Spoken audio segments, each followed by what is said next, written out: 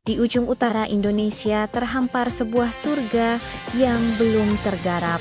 Natuna, gugusan pulau ini dianugerahi bentang alam yang luas, tanah yang subur, dan iklim tropis yang sempurna untuk pohon kelapa. Dari pesisir hingga pedalaman, hampir setiap jengkal tanahnya seolah memanggil untuk ditanami nyur melambai.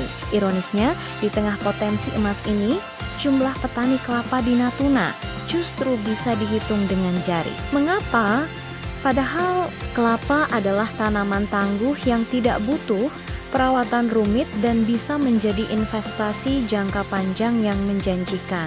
Ada beberapa faktor yang menjadi penghambat. Pertama, minimnya dukungan dari pemerintah daerah.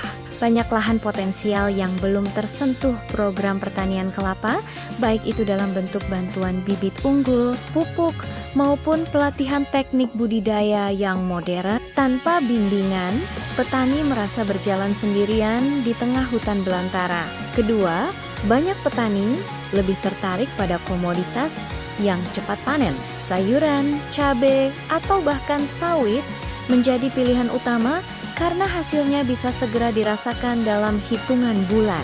Sementara kelapa butuh kesabaran ekstra karena baru mulai berbuah setelah beberapa tahun. Ini adalah pertaruhan waktu yang terasa berat bagi mereka yang butuh pemasukan cepat. Ketiga, dan mungkin yang paling krusial, adalah rantai pemasaran yang masih abu-abu. Petani ragu untuk menanam dalam skala besar.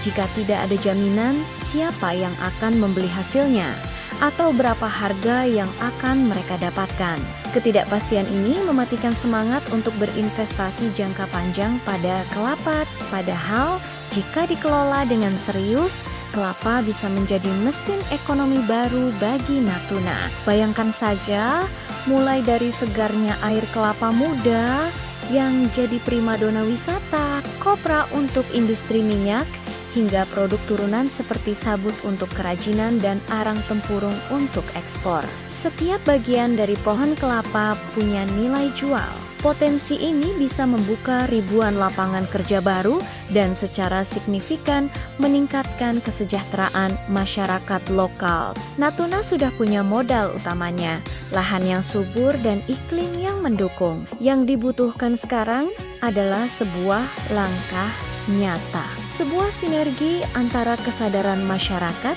dukungan penuh dari pemerintah, dan strategi pemasaran yang jelas. Sudah saatnya kelapa di Natuna tidak hanya tumbuh liar tanpa arti, tapi dibudidayakan untuk menjadi sumber kemakmuran. Inilah saatnya mengubah surga yang terlupakan.